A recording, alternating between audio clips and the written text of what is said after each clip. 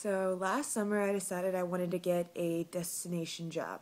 Didn't want to sit at home or get a normal job or go to summer school or be like everybody else. I wanted to go do something I'd never done before, see things I'd never seen before. So I've had horses since I was a kid. I worked on a ranch every summer for basically since I can remember. So I applied to a bunch of ranches throughout the U.S., and one in particular looked good, Northern California. They were organic farmers, and it was a guest ranch, so people come out and stay for a week, and the wranglers take them on trail rides to the mountains on horseback, and then they do like whitewater rafting and archery and stuff like that after that. But my job would be taking them out on horseback. So I get the job over the phone. They fly me out there. I meet Heidi, who's the mom, her husband, and their grown kids and their grandkids run this whole ranch. So it's a family-owned operation, except for me.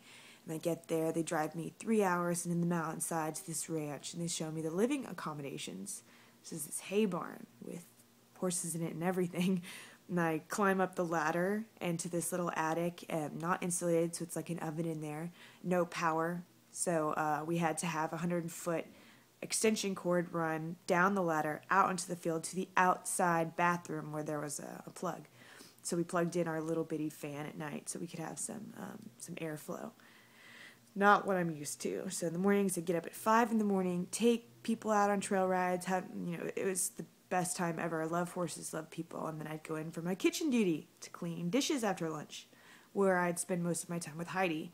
Now this is where I found out she was OCD, bipolar, and a little crazy. And one day she was talking about how her daughter-in-law doesn't love her because she'd never actually heard her say, "I love you." I opened my big fat mouth and I said, some people don't express love through words. They express love through actions of what they do for you and stuff like that. And I've met this woman. She's amazing. She's very loving. She says, "Well, you work really hard for me. Do you love me?"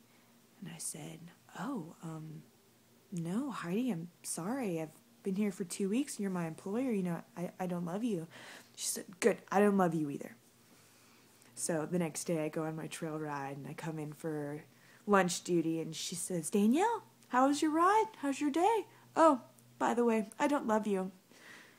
I don't love you." Every day.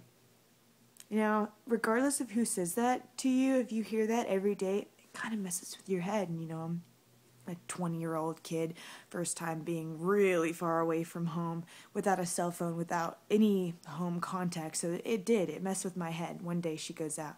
She's all pissed off because we did something wrong, and there's this horse that needs disciplining, not acting right. So she goes out there. She's about to get on this horse, and horses can feel your energy. They can channel it. So if you're scared and anxious, they're going to be scared and anxious too. So she goes out there with all this negative attitude, and, the horse channels that and throws her off instantly. She breaks her back. She's housebound for the next 6 months. No more kitchen time with Heidi. Now, it's awful that she got hurt. I'm not happy about that, but I was happy that I wasn't spending any more personal time with her. So I went home and, I've never appreciated my parents more than after this whole ordeal. A lot of people have parents like Heidi that they live in constant chaos and stress, and that's not what I have at home.